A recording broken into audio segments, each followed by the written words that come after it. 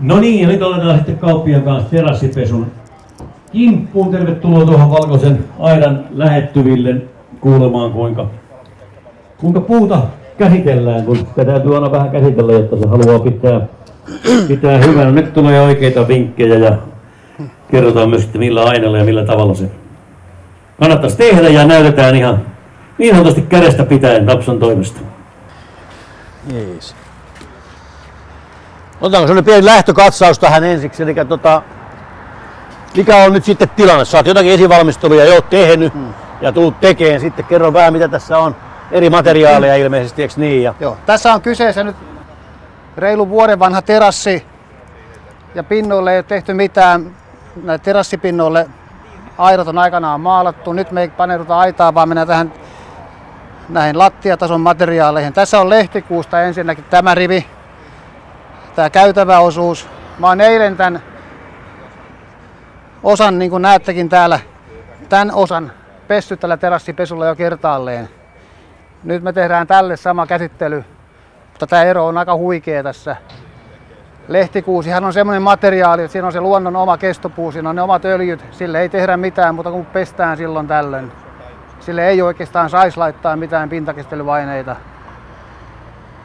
Se, että siitä ollaan kahta mieltä, mutta niin, meillä on itsellä semmoinen yli 10 vuotta vanha lehtikuusiterassi, eikä silloin tarvitse tehdä muuta kuin pestä silloin tällöin. Joku suosittelee muutaman vuoden jälkeen, plus 5-6 vuoden jälkeen tämmöistä kirkasta puuöljyä siihen pintaan. Mutta missään tapauksessa ei ainakaan alle 5 vuoteen mitään, mutta kuin pesu.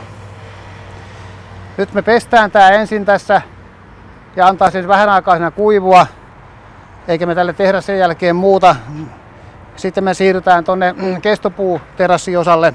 Mä käsittelen sitä ruskealla kestopuuöljyllä ja sitten osa tehdään harmaalla kestopuuöljyllä. Näette sen värieron mikä siinä on. Sehän on sillä, että kestopuun väri on sitten vihreä tai ruskea tai harmaatakin tänä päivänä on. Niin se haihtuu noin vuodessa, riippuen kuinka paljon se saa UV-säteitä ja aurinkoa. Eli kuinka paljon se on sään armoilla. Jos se on lasitetulla parvekkeella, mihinkä ei kovin paista aurinkoa eikä vettä piiskaa, silloin se väri säilyy hiukan pidempään. Mutta tämmöisissä avoterasseissa se on noin vuosi se käsittelyväli. Se on hyvä nyrkkisääntö, että jos nyt tänä suvena tekee, niin ensi keväänä huhtikuussa muutaman päivän poutajakson jälkeen niin öljypintaan, niin se on loppuvuoden taas siisti. Mutta lähdetään tästä kevyesti liikkeelle.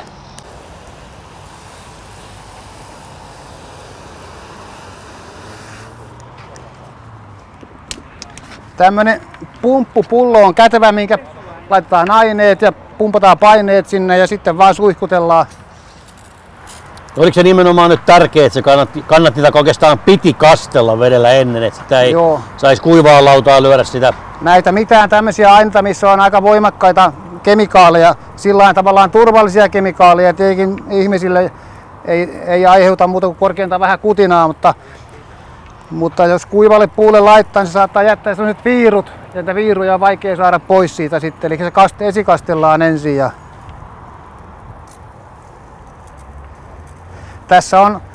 Tää on Teknoksen tuote, tää terassipesuaine. Tän sekoitussuhde on litra ja litra purkki ainetta ja litra vettä.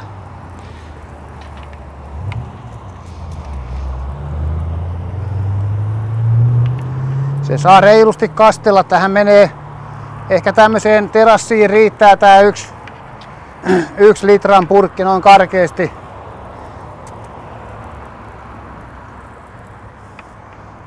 Nyt se jää siihen muhimaan nyt sitten hetkeksi aikaa tuo. Tää on meille miehille tuttua puuhaa kotoa, niin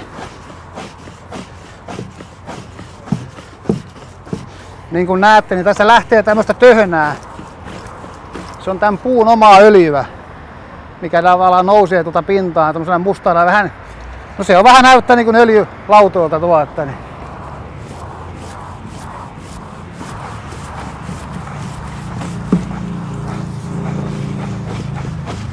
Kestopuusta ei lähde tämmöistä ollenkaan, vaan tää johtuu tän lehtikuusen öljystä. Niin.